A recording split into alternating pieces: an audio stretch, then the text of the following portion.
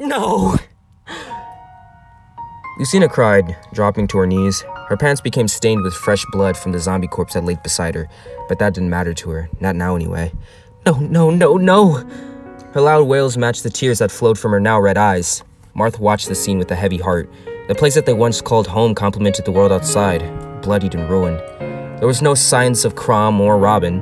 Reflet's jacket was left behind, with various bloodstains on the sleeves and hood. Morgan wasn't there either. Their loved ones were gone, and for all they knew, they managed to narrowly escape. However, neither cousin believed that to be the case. "Lucy," Marth said, his voice sounding tired and weary. "I'm gonna go upstairs, alright? See if I can salvage anything." His statement was met with a heartbreaking sobbing. Marth sighed, gingerly stepping over the bodies of the undead that reached the staircase.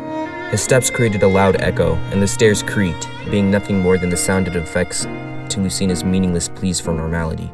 The blue net, looking down on the oak floor with the new red finish, rocked back and forth, refusing to take another look at the messy living room, refusing to look at the broken picture frames, refusing to look at all the possessions that now brought back painful memories, refusing to look at and accept the destruction of her life. Alas, she knew what she must do. No matter how much she didn't wish to, the world wasn't going to give her nor Marth any choice, any favorable options. After all, it is a zombie apocalypse, and the only option provided was to be lucky enough to survive. Even that was a crappy option. Lucina slowly raised her head, staring blankly at the room that used to be full of family fun. It was so messy. Lucina could remember the days when she and Marth would have water gun fights in this very room, and Robin would demand that they clean the mess that they made. They would spend hours trying to make everything spick and span, only to make a bigger mess than before, and Robin would have Crom clean it. The memories were enough to almost make the broken girl laugh. Almost. Lucina listened to the rummaging from upstairs. She wasn't sure what Marth was looking for, but she was sure that it would be pointless. Continuing to be here would be quite pointless as well. The place now held bad memories for her, and she knew it would hold bad memories for Marth too. She could tell he was trying to hide his sorrow for her sake, but Lucina could see through the transparent smiles. Around others, Marth would always keep his true feelings bottled, never letting the world know what was going on in that mysterious brain of his. Lucina was the only exception. She always was the only exception. She could see the cracks, but like the appearance from the room, she didn't want to see it. The blue net was aware of how much Marth needed her, but she needed him more. She needed him to come downstairs and carry her out of this hellhole. "Marth," she cried. "Hurry, please?" There was no response. Lucina stood up, her hands clasped close to her heart. "Marth, please answer! Marth!" She took a few small steps as though she were a nervous child, continuing to call for her cousin. Why wouldn't he answer her? Oh gods, could something have happened to him? Lucina stopped in her tracks. The sheer thought of something happening to Marth paralyzing her. Why is she losing everything that she ever loved? No, she couldn't lose Marth. He wouldn't allow himself to be taken away from his younger cousin, right? Right?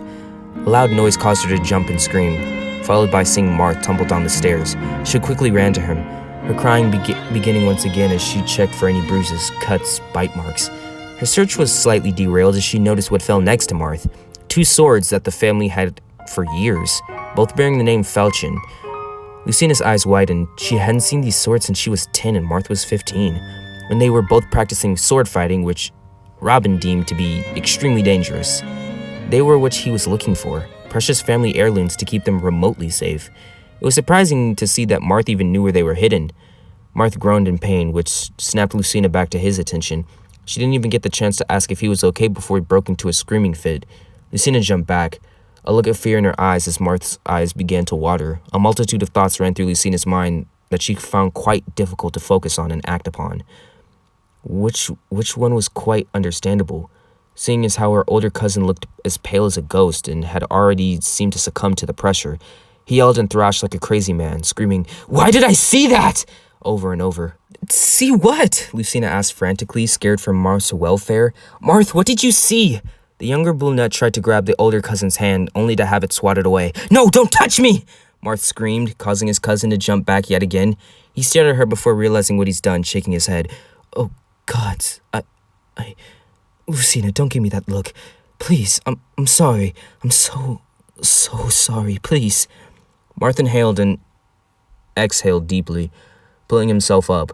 He grabbed Lucina's hand and pulled her into a hug, nuzzling against her shoulder and stroking her hair.